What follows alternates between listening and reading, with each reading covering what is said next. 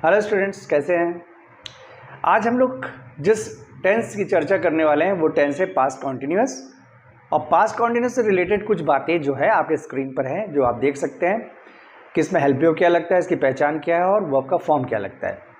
तभी आपने देखा कि पास्ट कॉन्टिन्यूअस में पहचान की जहाँ तक बात है, वाक्य के अंत में रहा था, रही थी इत्यादि शब्द आते हैं। जैसे मैं खेल रहा था, वो दौड़ रहा था, तुम क्या खरीद रहे थे, कुछ इस तरह के वाक्य दिखाई देंगे। और जहाँ तक हेल्प यू की बात है, अगर वाक्य एक्टिव हो तो हेल्प यू की जगह वॉज या वर लगाते हैं, पैसिव हो तो वॉज बीइंग या वर बीइंग लगाते हैं। और वर्ब के फॉर्म की बात करें तो वर्ब का आईएनजी फॉर्म अगर वाक्य एक्टिव हो, पैसिव हो तो वर्ब का थर्ड फॉर्म। ये थी संक्षिप्त जानकारी पास्ट कॉन्टिन्यूअस टेंस के बारे में। अब पास्ट कॉन्टिन्यूअस और पास्ट परफेक्ट कॉन्टिन्यूअस में अगर कुछ कन्फ्यूजन हो सकता है, जो कि मैं अभी यहाँ क्लियर कर देना चाहता हूँ। देखिए, अगर वाक्य पास्ट परफेक्ट कॉन्टिन्यूअस होगा तो उसमें रहा था, रही थी, रहे थे उसमें भी लगा होगा, लेकिन उसमें कोई समय दिया होगा। अगर मैं कहूँ मैं खेल रहा था तो ये हो गया पास्ट कॉन्टिन्यूअस। लेकिन अगर इसमें एक टाइम जोड़ दूँ कि मैं सुबह से खेल रहा था, मैं 2 घंटे से खेल रहा था, मैं कई दिनों से खेल रहा था, तो ये हो गया पास्ट परफेक्ट कॉन्टिन्यूअस। यही मेजर डिफरेंस है पास्ट कॉन्टिन्यूअस और पास्ट परफेक्ट कॉन्टिन्यूअस के बारे में। तो पास्ट परफेक्ट कॉन्टिन्यूअस जब हम पढ़ेंगे तो उसकी चर्चा और डिटेल में कर लेंगे। फिलहाल हमें पास्ट कॉन्टिन्यूअस से मतलब है, तो आज हम लोग पास्ट कॉन्टिन्यूअस से संबंधित कुछ अफर्मेटिव सेंटेंसेस को डील करेंगे। तो इस श्रेणी में सबसे पहला वाक्य आप अपने स्क्रीन पे देख सकते हैं। वाक्य है वह कोई काम पूरा कर रहा था। वह कोई काम पूरा कर रहा था।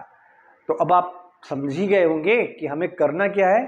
हमें करना क्या है, सबसे पहले देखना है कि वर्ब क्या है, जैसा हम हमेशा करते चले आए हैं। तो सबसे पहले इसमें वर्ब हमें देखना हो तो वर्ब इसमें है पूरा करना। ये आपका वर्ब है, पूरा करना वर्ब है। अब वर्ब क्यों है, जैसा हम जानते हैं उस शब्द को वर्ब कहते हैं जिसमें कर शब्द लगा हो, या किया लगा हो, या करू लगा हो, या की लगा हो। या उस शब्द को हम लोग वर्ब कहते हैं जिसमें ना अक्षर जोड़ा जा सकता हो। जैसे पूरा करना, इसमें ना अक्षर जोड़ सकते हैं, इसलिए इसको हम लोग कहेंगे वर्ब है। और वर्ब क्या होता है, जो कोई काम को बतलाए, कोई ऐसा शब्द जिससे पता चल रहा हो कि कोई काम हो रहा हो, उस काम होने का जो संकेत दे कोई शब्द, उसको हम लोग वर्ब कहते हैं। तो यहाँ पे हो गया वर्ब पूरा करना है। अब दूसरा काम हमेशा की तरह ऑब्जेक्ट खोजेंगे। ऑब्जेक्ट खोजने के लिए वर्ब के पीछे किसको शब्द लगा के प्रश्न करेंगे, किसको पूरा कर रहा है, किसको पूरा कर रहा है, काम पूरा कर रहा है। तो काम आपका हो गया ऑब्जेक्ट। अब अगला स्टेप क्या है, सब्जेक्ट खोजने का। सब्जेक्ट खोजने के लिए कौन शब्द लगा के प्रश्न करेंगे, कौन पूरा कर रहा है, कौन काम को पूरा कर रहा है। उत्तर मिला वह हो गया आपका सब्जेक्ट। तो इसका मतलब क्या निकला, अगर वाक्य में सब्जेक्ट है तो वाक्य हुआ एक्टिव। और अगर वाक्य एक्टिव है तो जैसा आपने अपने स्क्रीन पे देखा, जैसा आपने डिटेल में देखा कि एक्टिव में हेल्प यू वॉज या वर लगता है। और सब्जेक्ट क्या है, सब्जेक्ट है वह की इंग्लिश क्या होती है ही, और ही के साथ हेल्प यू क्या लगेगा, वॉज। तो हेल्प यू हम नोट कर लेते हैं, वॉज हेल्प यू लगेगा।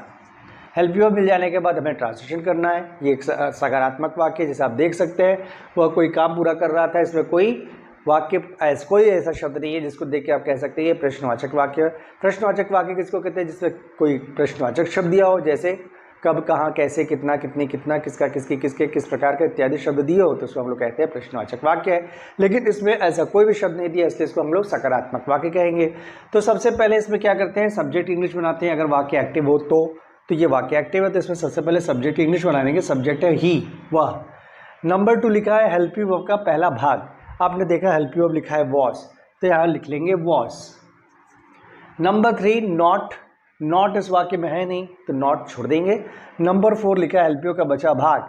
अगर ये वाक्य पैसिव होता तो यहाँ पे वॉज बीइंग का प्रयोग होता, तो बीइंग को हम लोग कहते हैं बचा भाग, तो यहाँ पे बीइंग लगेगा नहीं क्योंकि वाक्य एक्टिव है। नंबर 5 वर्ब, वर्ब क्या है, पूरा करना, कंप्लीट। और आप जानते हैं ये पास्ट कंटिन्यूअस में अगर वाक्य एक्टिव हो तो आईएनजी फॉर्म यूज होता है, तो कंप्लीटिंग। इसके बाद लिखा है ऑब्जेक्ट, अगर वाक्य एक्टिव हो तो। आप जानते हैं कि ये वाक्य एक्टिव है, इसलिए ऑब्जेक्ट की इंग्लिश और वर्ब के बाद बनेगी कोई काम, सम वर्क।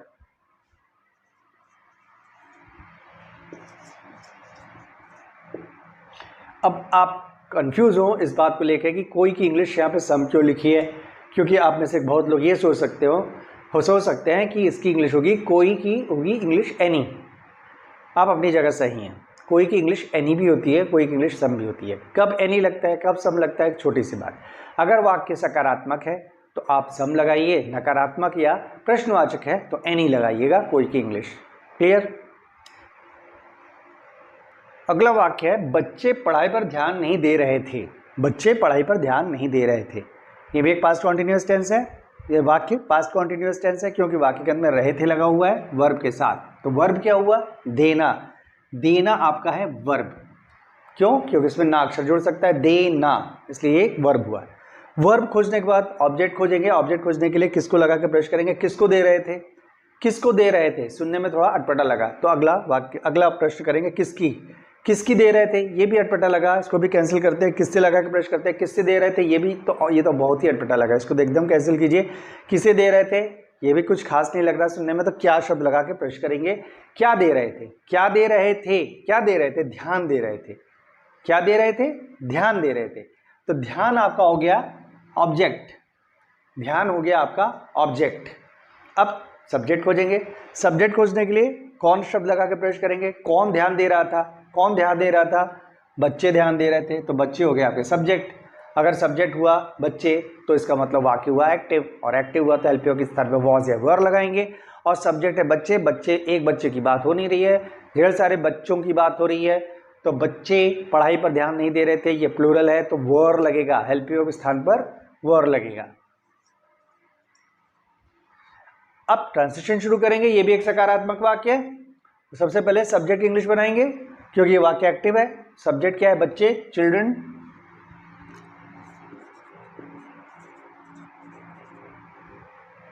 नंबर 2 हेल्पियो का पहला भाग, हेल्पियो आपके सामने लिखा हुआ वर। नंबर 3 नॉट, वाक्य में नॉट है, नहीं लिखा है तो नॉट। नंबर 4 एलपीओ का बचा भाग, इसमें बीइंग नहीं लगेगा क्योंकि यहाँ पे पैसिव नहीं है। अगर पैसिव होता तो बीइंग लगा होता, वर बीइंग, और बीइंग को हम लोग एलपीओ का बचा भाग मानते हैं, इसमें बीइंग नहीं लगेगा। नंबर 5 वर्ब, वर्ब है देना, देंगे एक इंग्लिश यहाँ पे गिव नहीं होगी, पे होगी। गिव नहीं होगी, पे होगी। क्यों होगी अभी बताऊंगा। तो इसमें आईएनजी फॉर्म लगेगा, पेइंग। ठीक, पेइंग। और उसके बाद ऑब्जेक्ट, ऑब्जेक्ट आपने क्या खोजा? ध्यान। तो ध्यान की इंग्लिश होती है अटेंशन।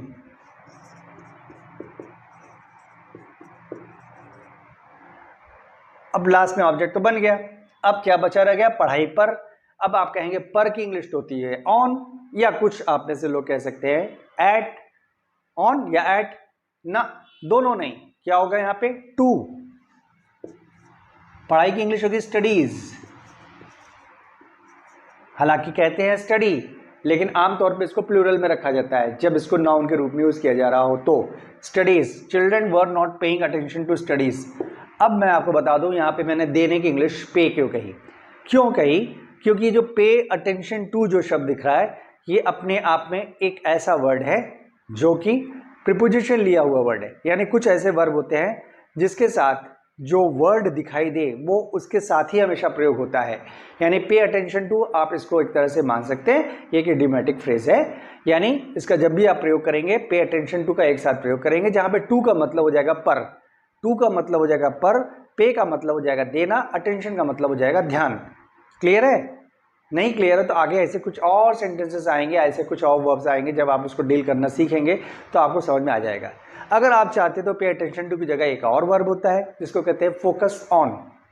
ठीक, फोकस ऑन का भी मतलब होता है पर ध्यान देना, पर ध्यान देना, फोकस ऑन। तो अगर आप फोकस ऑन का प्रयोग करते हैं तो पेइंग की जगह आप लिखते हैं फोकसिंग, और अटेंशन टू की जगह लिखते हैं ऑन, फोकसिंग ऑन। आपने सुना भी होगा फोकस ऑन। बहुत तुम फोकस नहीं कर रहे हो, अपने पढ़ाई पे फोकस नहीं कर रहे हो, क्यों नहीं पढ़ाई पे फोकस करते हो, इस तरह की चीज़ें आप सुन चुके होंगे। तो यहाँ पर आप पेइंग अटेंशन टू का मतलब समझ लीजिए पर ध्यान देना, जहाँ पे पे का मतलब देना, अटेंशन मतलब ध्यान, और टू मतलब पर। क्लियर है? अगला वाक्य जैसे आप देख सकते हैं, कौन तुम्हें बुला रहा था? कौन तुम्हें बुला रहा था? इसमें वर्ब क्या है? इसमें वर्ब है बुलाना, क्योंकि इसमें ना अक्षर लग सकता है, बुलाना। बुलाना वर्ब हो गया। वर्ब खोजने के बाद हमें क्या खोजना होता है? ऑब्जेक्ट खोजना होता है। ऑब्जेक्ट खोजने के लिए क्या करते हैं? सबसे पहले ऑब्जेक्ट खोजने के लिए क्रिया के पीछे किसको शब्द लगा के प्रश्न करते हैं। किसको बुला रहे थे? किसको बुला रहे थे? तुम्हें बुला रहे थे। तुम्हें हो गया आपका ऑब्जेक्ट। अब हमें खोजना है सब्जेक्ट, और सब्जेक्ट खोजने के लिए कौन शब्द लगा के प्रश्न करते हैं क्रिया के पीछे? कौन बुला रहा था।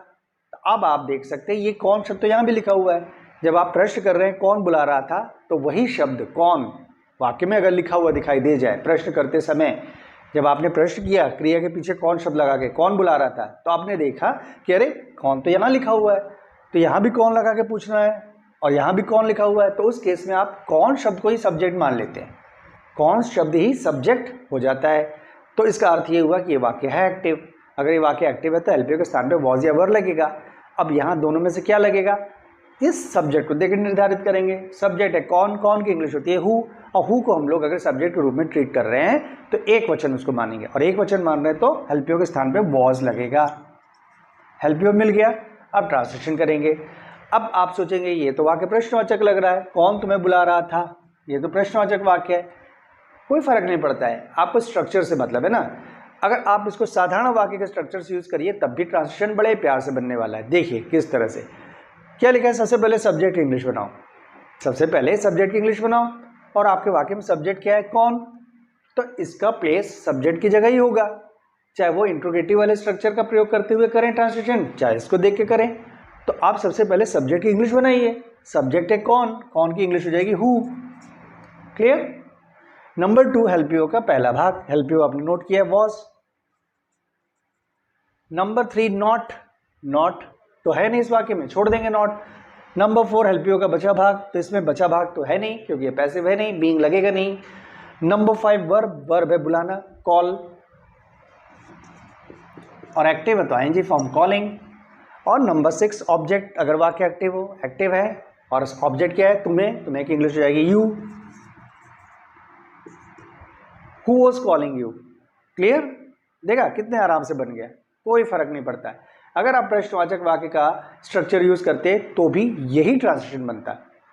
ठीक है, चलिए अब आपके सामने एक वाक्य है, बहुत सरल सा वाक्य दिख रहा है, प्रयास किए जा रहे थे, बहुत सरल सा वाक्य, प्रयास किए जा रहे थे, छोटा सा वाक्य लग रहा है, लेकिन देखन में छोटा लगे घाव करे गंभीर। ये वाक्य देखने में जितना छोटा लग रहा है ना, इसका ट्रांसलेशन उतना ही पेचीदगी से भरा हुआ है। अब आप बोलेंगे कैसे, तो देखिए चलिए समझाने की कोशिश करते हैं। सबसे पहले हमें क्या देखना है, सबसे पहले हमें देखना है कि इसमें वर्ब क्या है। अब आप सोचेंगे इसमें वर्ब क्या है, प्रयास किया वर्ब है कि किया वर्ब है। पहला कंफ्यूजन यहीं पे हो जाएगा, क्योंकि प्रयास किया भी एक वर्ब है। क्लियर है, प्रयास किया भी एक वर्ब है, और क्योंकि किया शब्द उसके साथ जुड़ा हुआ है प्रयास, और यही मैंने बताया वर्ब किसको कहते हैं, उस शब्द को वर्ब कहते हैं जिसके साथ किया, करूं, करे, की इत्यादि शब्द लगे हों, जैसे पूरा किया, शुरू किया, समाप्त किया, है ना। इस तरह के कई वर्ब हैं, मशहूर किया वगैरह वगैरह, बहुत से और शब्द हो सकते हैं इसमें किया लगा हो सकता है, तो उसको हम लोग वर्ब मानते हैं। तो उस हिसाब से प्रयास किया भी वर्ब है, नो डाउट, प्रयास किया वर्ब है। चलिए एक बार को मान लेते हैं कि प्रयास किया पूरा का पूरा ये शब्द वर्ब है। अब हमें क्या करना पड़े, ऑब्जेक्ट खोजना है। ऑब्जेक्ट खोजने के लिए वर्ब के पीछे क्या लगेंगे, किसको शब्द लगा के प्रश्न करेंगे, किसको प्रयास किया, किसको प्रयास किया, इसका कोई उत्तर यहाँ लिखा ही नहीं। पहली बात प्रश्न सुनने में अटपटा लग रहा है, किसको प्रयास किया, किसकी लगाइए तब भी गलत लगेगा, किसकी प्रयास किया, किससे प्रयास किया, किसे प्रयास किया, क्या प्रयास किया। अगर मान लीजिए लास्ट वाला वर्ड सुनने में सही भी लग रहा है, क्या प्रयास किया, क्या प्रयास किया, इसका कोई उत्तर नहीं है इस वाक्य में, तो ऑब्जेक्ट तो मिला नहीं। अब ऑब्जेक्ट तो मिला नहीं, तो चलिए कोई बात नहीं, ऑब्जेक्ट नहीं मिला, कोई इश्यू नहीं है। अब सब्जेक्ट खोज लेते हैं, कौन लगा के प्रश्न करते हैं, कौन प्रयास किया या किसने प्रयास किया, कौन प्रयास कर रहा है या किसने प्रयास किया, इसका भी उत्तर नहीं मिला। लो ये तो हो गया गड़बड़, इस वाक्य में ना सब्जेक्ट मिला ना ऑब्जेक्ट मिला। अरे भाई वाक्य में ना सब्जेक्ट मिले तो ऑब्जेक्ट, ना ऑब्जेक्ट मिले तो उस वाक्य को ट्रांसलेट कैसे करेंगे, ऐसे वाक्य ट्रांसलेशन संभव ही नहीं है, इस तरह के वाक्य को ट्रांसलेट किया ही नहीं जा सकता है। अगर कोई वाक्य टेंस में हो, ध्यान रखिए, कोई वाक्य है जो आप टेंस की बात कर रहा हूँ मैं अफर्मेटिव, मैं इंपरेटिव सेंटेंसेस की बात नहीं कर रहा हूँ, और भी एक दो इस तरह के स्ट्रक्चर होते हैं जिसमें सब्जेक्ट ऑब्जेक्ट की जरूरत नहीं होती है और ट्रांसलेशन होता है। लेकिन अगर आप टेंस पढ़ रहे हैं या मॉडल्स पढ़ रहे हैं तो ऐसा एक भी वाक्य नहीं हो सकता है जिसमें सब्जेक्ट या ऑब्जेक्ट दोनों में से कुछ ना दिया हो और उसको ट्रांसलेट भी आप कर ले जाए, ये संभव नहीं है। तब आपके सामने हो गई समस्या कि अब इसको ट्रांसलेट करें तो कैसे करें। इसका समाधान बहुत सिंपल सा है। क्या करिए आप, ये जो किया शब्द है इसी को वर्ब मान लीजिए, किया शब्द को वर्ब मान लीजिए, ठीक है। अब ऑब्जेक्ट खोजते हैं, क्या लगा के प्रश्न करते हैं सीधे, क्या किया, क्या किया जा रहा है, क्या किया जा रहा है, इसका उत्तर मिल रहा है प्रयास किया जा रहा है, तो ये हो गया आपका ऑब्जेक्ट। क्लियर, ऑब्जेक्ट हो गया। सब्जेक्ट तो है नहीं, क्योंकि इसके अलावा कुछ दिख ही नहीं रहा है, तो सब्जेक्ट किसको मानेंगे, नहीं मानेंगे। वैसे भी खोज लेते हैं, कौन प्रयास कर रहा है, किसने प्रयास किया, या किसने किया, कौन कर रहा है, नहीं लिखा उत्तर, सब्जेक्ट नहीं है, अर्थात ये वाक्य पैसिव है। हो गया समाधान इस समस्या का। ठीक, अब चलिए ट्रांसलेशन करेंगे, उसके पहले हमें हेल्पियो खोज लें। अगर पैसिव है तो वॉज बीइंग या वर बीइंग लगाएंगे। वॉज बीइंग या वर बीइंग किसको देख के तय करेंगे, ऑब्जेक्ट को। ऑब्जेक्ट क्या है, प्रयास। अब ये जो प्रयास शब्द है एक वचन है कि बहुवचन है, किस तरह से पता करेंगे, वाक्य पढ़िए, प्रयास किए जा रहे थे। अगर ये एक वचन होता तो वाक्य होता प्रयास किया जा रहा था, लेकिन यहाँ लिखा है प्रयास किए जा रहे थे, तो ये हुआ बहुवचन, तो प्रयास बहुवचन है यहाँ पर, तो इसके साथ पैसिव का हेल्पियो लगेगा वर बीइंग।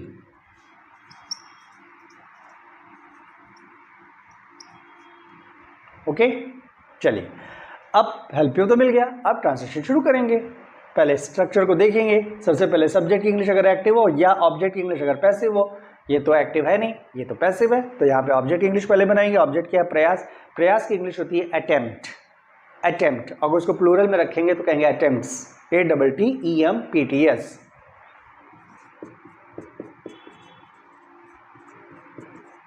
अटेम्प्ट्स। नंबर 2 हेल्पियो का पहला भाग, ये है आपका हेल्पियो वर बीइंग, उसका पहला भाग हो गया वर, अटेम्प्ट्स वर। नंबर 3 नॉट या नेवर, इस वाक्य में नॉट है, नहीं, छोड़ देंगे। नंबर 4 हेल्पियो का बचा भाग, ये हेल्पियो का बचा भाग बीइंग। Number 5 verb. वर्ब क्या है, करना। अब यहाँ पे करने की इंग्लिश क्या होगी, अब आप बोलेंगे करने की तो इंग्लिश डू होती है, आमतौर पे करने की तो इंग्लिश डू होती है, लेकिन मैं आपको बता दूं, अगर अटेम्प्ट शब्द लिखा हुआ है जिसको आप ऑब्जेक्ट के रूप में प्रयोग कर रहे हैं, तो उस केस में करने शब्द की इंग्लिश होगी मेक। करने की इंग्लिश होगी मेक, और उसका थर्ड फॉर्म होगा मेड, क्योंकि ये पैसिव है तो थर्ड फॉर्म हमें लगाना है। तो attempts were being made. Clear, देखा, छोटा सा वाक्य था लेकिन कितना पेचीदगी से भरा हुआ था। अब आप उन लोगों से पूछ के देखिए जो ये दलील देते हैं कि ट्रांसलेशन बनाने के लिए सब्जेक्ट ऑब्जेक्ट तो खोजना कोई ज़रूरी नहीं है, बड़े आराम से बना लेंगे, ट्रिक पे ट्रिक आपको देते चले जाते हैं, पता नहीं क्या क्या करते हैं आपके साथ खिलवाड़। जरा समझदार बनिए, ऐसा संभव ही नहीं है कि आप सब्जेक्ट ऑब्जेक्ट खोजे बगैर ट्रांसलेशन करना सीख लें। सीख सकते हैं, छोटे मोटे वाक्य, बच्चों वाले वाक्य करना आप सीख सकते हैं। अगर आपकी उड़ान बस वहीं तक है तो ठीक, आप वही कल्पना कर सकते हैं कि आपकी उड़ान एक छोटे बच्चों तक की रहे। आप जो बच्चे छोटे छोटे ट्रांसलेशन करते हैं, मैं जा रहा हूँ, तुम खेल रहे हो, वो दौड़ रहा है, इसी तरह के ट्रांसलेशन सीख कर आप खुश रहना चाहते हैं तो खुश रहिए, बेशक खुश रहिए, हम मुझे क्या है, लेकिन मैं तो आपको एक अलग लेवल पे ले जाना चाहता हूँ। मैं आपको बताना चाहता हूँ कि किसी भी चीज़ को सीखने का जो ऑथेंटिक तरीका है ना, वो कभी भी कोई गलत सिद्ध कर ही नहीं सकता है, क्योंकि उसी तरीके पे लोग चलते चले आए हैं। कुछ चीज़ें कभी नहीं बदलती। तैरना किस तरह से सीखता आदमी, उसी तरह से सीखता है जो आज से कई साल, जब से लोगों ने तैरना शुरू किया होगा तब से लेके आज तक लोग उसी पैटर्न को अपना रहे हैं। ठीक, साइकिल चलाना कुछ वही तरीका है कि बैलेंस बनाना पहले सीखते हैं, फिर साइकिल चलाना सीखते हैं। सब काम करने में कठिनाई होती है शुरू में, लेकिन फिर जब आप सीख जाते हैं फिर आपको कोई प्रयास करना नहीं पड़ता है। तो वही चीज़ हमारे वाक्यों के साथ भी है। जब इसको ट्रांसलेशन करना सीखते हैं तो सब्जेक्ट ऑब्जेक्ट खोजते समय शुरू में थोड़ी दिक्कत होती है, थोड़ा बोरिंग काम है, लेकिन धीरे धीरे जब आप अभ्यस्त हो जाएंगे ना तो आपको खोजना ही नहीं पड़ेगा। आप वाक्य देखते ही समझ जाएंगे एक्टिव है या पैसिव है, सब्जेक्ट है कि नहीं है, ऑब्जेक्ट है कि नहीं, आप फट से ट्रांसलेशन करेंगे, फट से, ये पक्का है। इसलिए घबराइए मत, संयम से काम लीजिए। फिर से आपके सामने एक छोटा सा वाक्य, क्या पूछा जा रहा था। छोटा सा है ना, लेकिन फिर देखिएगा इसमें भी पेचीदगी है। इसमें भी आप सबसे पहले खोज लीजिए वर्ब क्या है। वर्ब क्या है, पूछना वर्ब है। और अगर आपको लग रहा है जा वर्ब है तो क्या करना चाहिए, जाके पहले वाला शब्द छुपाइए और वाक्य पढ़िए। क्या जा रहा था, सही लग रहा है क्या, क्या जा रहा था। कुछ लोगों को सही लग सकता है, लेकिन जाने का सेंस किसी इंसान से निकलना चाहिए। कोई इंसान अगर जा रहा है तब जाने का कोई अर्थ निकलता है। ठीक है, इस केस में कोई इंसान का जिक्र इस वाक्य में है नहीं, तो जा का कोई यहाँ पर रोल है नहीं, तो इसलिए जा शब्द को कैंसिल करिए। और एक तरह से ये पैसिव का संकेत है, मैंने पहले ही कहा था, लेकिन संकेत मात्र मानिए, आपको ऑब्जेक्ट सब्जेक्ट तो फिर भी खोजना ही पड़ेगा। चलिए ऑब्जेक्ट खोजते हैं। वर्ब के पीछे किसको या क्या शब्द लगा के प्रश्न करते हैं।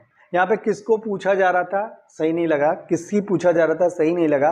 किससे पूछा जा रहा था, इसका उत्तर नहीं मिल रहा है। किसे पूछा जा रहा था, ये सही नहीं लगा। क्या लगा के प्रश्न करेंगे, क्या पूछा जा रहा था, सही तो लग रहा है, लेकिन आप ध्यान दीजिए ये क्या शब्द यहाँ पर भी लिखा हुआ है।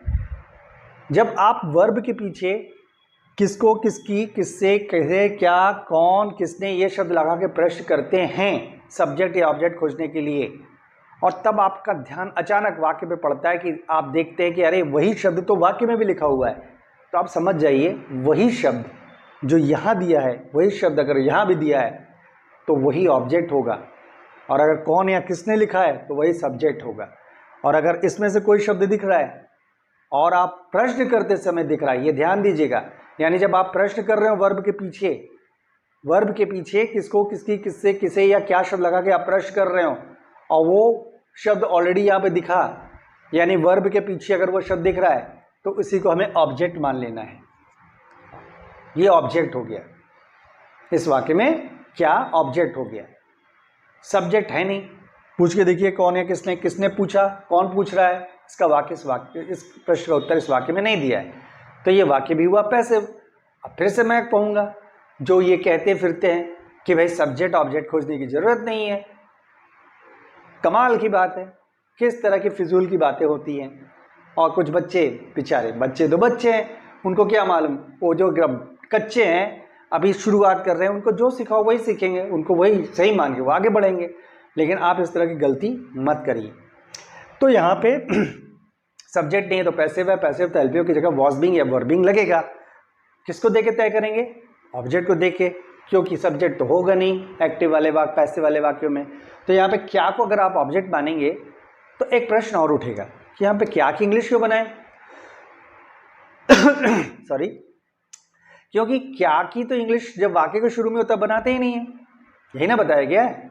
लेकिन ये जरूरी भी नहीं है, क्योंकि मैंने ये भी बताया कि अगर वाक्य के शुरू में क्या शब्द दिखे तो पहले चेक करने का जो प्रोसेस है, क्या करने का प्रोसेस, चेक करने का कि इसमें क्या की इंग्लिश बने कि नहीं। किस तरह से करते हैं चेक, ये आपको सिंपली देखना होता है क्या के तुरंत बाद वाला जो शब्द है वो वर्ब है कि नहीं। अगर वो वर्ब है तो क्या की इंग्लिश बनेगी। एक तो ये तरीका बताया था। दूसरा ये कि उस वाक्य को पढ़िए और देखिए कि उस प्रश्न का उत्तर हाँ या ना में आ रहा है। अगर हाँ या ना में आ रहा है तो क्या की इंग्लिश मत बनाइए, हाँ या ना में ना आए तो क्या की इंग्लिश बनाइए। देखिए यहाँ पे हाँ या ना में उत्तर नहीं आएगा। क्या पूछा जा रहा था तो सामने वाला जवाब देगा। प्रश्न पूछा जा रहा था, लोगों का नाम पूछा जा रहा था, या फला व्यक्ति के बारे में पूछा जा रहा था, ऐसे कुछ तरह का आंसर आने वाला है। तो हाँ या ना में तो आंसर आया नहीं, इसलिए यहाँ पे क्या की इंग्लिश बनेगी। तो क्या की इंग्लिश बनेगी, तो क्या की इंग्लिश क्या है, वॉट। और वॉट को अगर आपने ऑब्जेक्ट की जगह रखा है और ये वाक्य पैसिव है तो वॉट को देख के एलपीओ लगाएंगे और उसको एक वचन मानेंगे, तो वॉज बीइंग, एलपीओ के स्थान पे वॉज बीइंग लगेगा। अब ट्रांसलेशन शुरू करेंगे। फिर से आपके सामने ये एक दुविधा है कि ये तो प्रश्नवाचक वाक्य है इसके सामने, और आपके सामने बोर्ड में तो सकारात्मक वाक्य स्ट्रक्चर लिखा हुआ है, तो ये किस तरह से बनाएं। इसी तरह से बनाएंगे जैसे इसके पिछले वाले वाक्य में हम लोगों ने, उसके ठीक पिछले वाले वाक्य में हम लोग बनाया था, वही तरीका अपनाएंगे। क्योंकि यहाँ पे लिखा है पहले सब्जेक्ट की इंग्लिश बनाओ या ऑब्जेक्ट की इंग्लिश बनाओ, यही लिखा है ना। तो आपको ऑब्जेक्ट की इंग्लिश बनाना है। अगर वो ऑब्जेक्ट कोई प्रश्नवाचक शब्द ही क्यों ना हो, उससे कोई फर्क नहीं पड़ता है। उसका जो स्ट्रक्चर होगा उसका प्रयोग उसी जगह होगा, चाहे वो प्रश्नवाचक वाक्य के को लेके आप चलिए या सकारात्मक वाक्य के स्ट्रक्चर का प्रयोग करिए। दोनों केस में ये जो ऑब्जेक्ट की इंग्लिश है उसी जगह आने वाली है, तो इससे कोई फर्क नहीं पड़ता है। तो आप यहाँ पे ऑब्जेक्ट इंग्लिश पहले बनाने के लिए कह रहा है, तो ऑब्जेक्ट आपका क्या है, क्या, तो इसकी इंग्लिश बना लिया व्हाट, सिंपल। नंबर 2 हेल्पियो का पहला भाग, हेल्पियो आपने क्या नोट किया, वॉज बीइंग, तो पहला भाग क्या है, वॉज। नंबर 3 नॉट, नॉट तो है नहीं इस वाक्य में, छोड़ देंगे। नंबर 4 एलपीओ का बचा भाग बीइंग। नंबर 5 वर्ब, वर्ब है पूछना, आस्क, पैसिव है तो थर्ड फॉर्म तो लगना ही लगना है कि पैसिव हो तो हमेशा थर्ड फॉर्म लगता है, चाहे कोई भी टेंस क्यों ना हो। तो व्हाट वाज बीइंग आस्क्ड, है ना, सिंपल। फिर से एक वाक्य आपके स्क्रीन पर है, बच्चों में मिठाइयाँ बांटी जा रही थी, बच्चों में मिठाइयाँ बांटी जा रही थी। ठीक है, ये थोड़ा लंबा सेंटेंस है लेकिन तरीका वही होगा जिस तरह से हम करते चले आए। सबसे पहले क्या खोजेंगे, वर्ब, वर्ब है बांटना, बांटी वर्ब है बांटना। वर्ब खोजने के बाद ऑब्जेक्ट खोजेंगे। ऑब्जेक्ट खोजने के लिए किसको लगा के ब्रश करेंगे, किसको बांटा जा रहा है, किसको बांटा जा रहा है। अब आप कंफ्यूज मत हो जाइएगा, किसको बांटा जा रहा है, बच्चों को बांटा जा रहा है या मिठाई को बांटा जा रहा है। नहीं, बच्चों को बांटेगा। बच्चे, ये ढेर सारे बच्चे उठाए और बांटने लगे कि ये 2 बच्चे तुम पकड़ो, ये 4 बच्चे तुम पकड़ो, ये कहा जा रहा है इस वाक्य में? नहीं ना। तो कंफ्यूजन किस बात का है? तो यहाँ पे बच्चों ऑब्जेक्ट नहीं है। ऑब्जेक्ट क्या है? मिठाइयाँ ऑब्जेक्ट है। किसको आप बांट रहे हो, जो चीज़ बांट रहे हो वो ऑब्जेक्ट है। या क्या लगा के पूछे क्या बांटा जा रहा है, मिठाइयाँ बांटी जा रही है, तो मिठाइयाँ आपका ऑब्जेक्ट है। सब्जेक्ट खोजिए। सब्जेक्ट खोजने के लिए कौन लगा के प्रश्न करिए, कौन बांट रहा है, मिठाइयाँ कौन बांट रहा है। नहीं लिखा है, वाक्य में सब्जेक्ट नहीं है, इसका मतलब ये वाक्य हुआ पैसिव। फिर से मैं दिखा दूं, जो आपको बताते हैं कि पहला जो शब्द होता है वो सब्जेक्ट होता है, उसको सब्जेक्ट मान के चलो। यही ना बताया गया है आपको, कहीं कहीं पे यही सब बरगलाया जा रहा है ना। तो फिर से देखिए, मैंने उनको गलत सिद्ध किया कि नहीं।